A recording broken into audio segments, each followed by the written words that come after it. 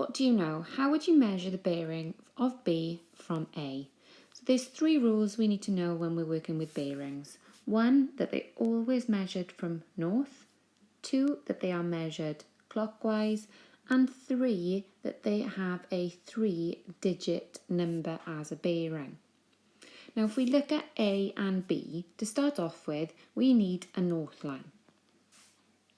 So we construct a north line on each of these values. Sometimes it will be given to you in a question, other times you will need to draw them in. So north is pointing directly up the page at that 0, 0, 0 bearing. The next thing we need to look at is how the lines can be joined, or the points can be joined. And we join those with a straight line from the base of each of the north lines at the centre of those x values. We now look to use our angle measurer. The centre of our angle measurer needs to go in the centre of the point we are measuring from. In this case, we are measuring from B. So the centre of the angle measurer goes at that point there. 0 is on the north line, and that's really important that 0 is on that north line.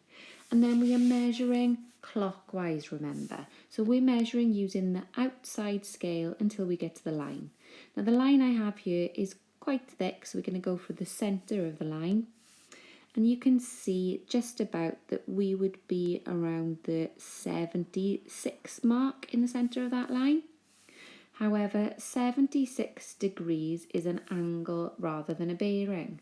So we need to make sure we have a 0 in front of it. So the bearing of B from A is 0, 7, 6 degrees. Let's have a look at another one. How would you measure the bearing of A from B? So this is just a reverse of the original question, and now we're going from B. So you can see that the centre of the angle measurer is at the centre of the X point of B, and the 0 is pointing up that north line. We are still measuring clockwise, so we're going all the way around this time, the outside, until we get to the line. And again, I'm going to measure in the centre of that line, and we can see that it goes from 240, 250, just before 255. So I'm going to say it's about 253 degrees there.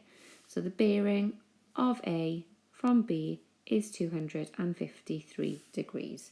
So remember, you draw your north lines in if they're not given, you join your points, measuring clockwise with the centre of the angle measurer at the centre of the X mark, with the 0 pointing at that line. And remember, it is a 3-digit bearing rather than a 1 or 2-digit angle. So put the zeros in where you need to.